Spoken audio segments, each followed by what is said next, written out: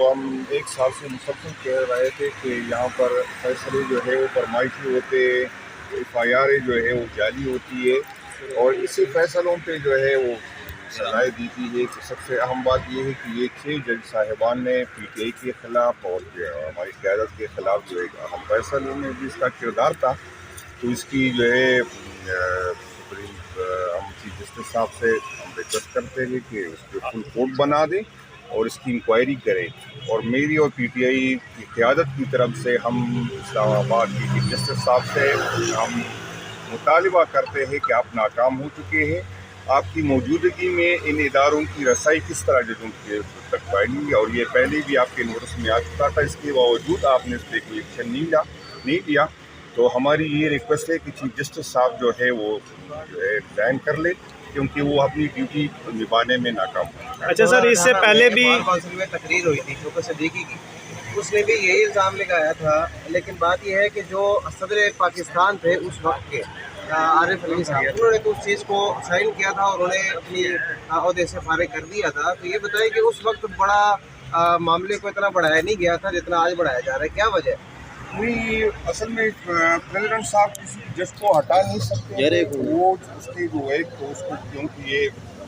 ان کا معاملہ ہوتا ہے کہ چیف جسٹس کے پاس ایک ریفرنس آ جاتی ہے تو وہ اس کو سپریم کونسل میں بھیجتے ہیں، پریزیڈنٹ صاحب نے اس کو بھیجا تھا، لیکن یہ تاریخ میں پہلی دفعہ ہوئے کہ 4 ججوں نے اکٹھے ہو کے ایک خط لکھا ہے کہ ہم پہ یہ پریشر ڈالا جا رہا ہے، اور یہ اداروں کے لیے بھی بات شرم ہے کہ وہ جو جس کا کردار ہے وہ اپنا کردار ادا نہیں کر رہے اور ایسی چیزوں میں پڑے ہوئے ہیں جس کا کام نہیں ہے۔ اور یہ اب دیکھنا یہ ہے کہ کس طرح کا پریشر آ رہا ہے، کیونکہ اس سے پہلے بھی جب ہم کو یاد ہے جب چیف جسٹس کو جو ہے افتخار چودھری صاحب کے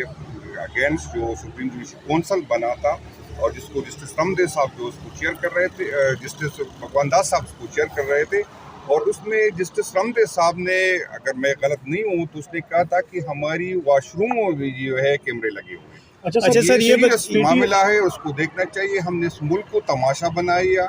اگر یہاں پر ججوں کو انصاف نہیں ملتا تو میرا خیال اس عدالتوں کو بند ہونا چاہیے، اس کو تعلیم۔ اچھا سر، یہ بتائیں کہ ماضی میں آپ کی حکومت، جب پی ٹی آئی کی حکومت تھی، اس وقت بھی قاضی فائز عیسیٰ کے خلاف اسی طرح کے ریفرنسز ہوتے رہے، تو آپ نہیں سمجھتے کہ ماضی سے لے کر اب تک تمام حکومتیں اس ساری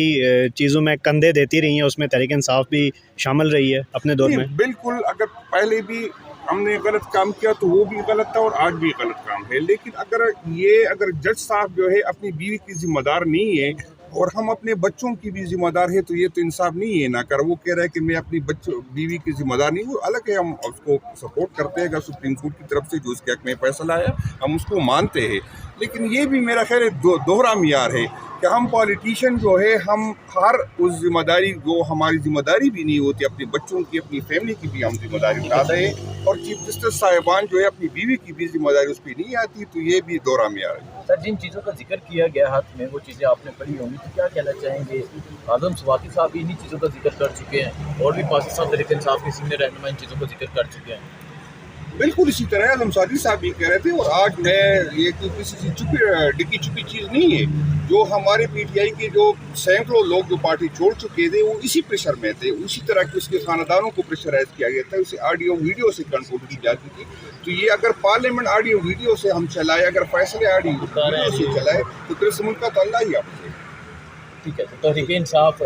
چیف جسٹس قاضی فائز عیسیٰ صاحب کو کیا کہنا چاہے گی اس وقت؟ ہم قاضی فائز عیسیٰ صاحب سے ہماری یہ ریکویسٹ ہے کہ اس کے فل کوڈ بنا دے اور اس کی انکوائری کرے، اور اگر اس کی بھی خاموشی آپ نے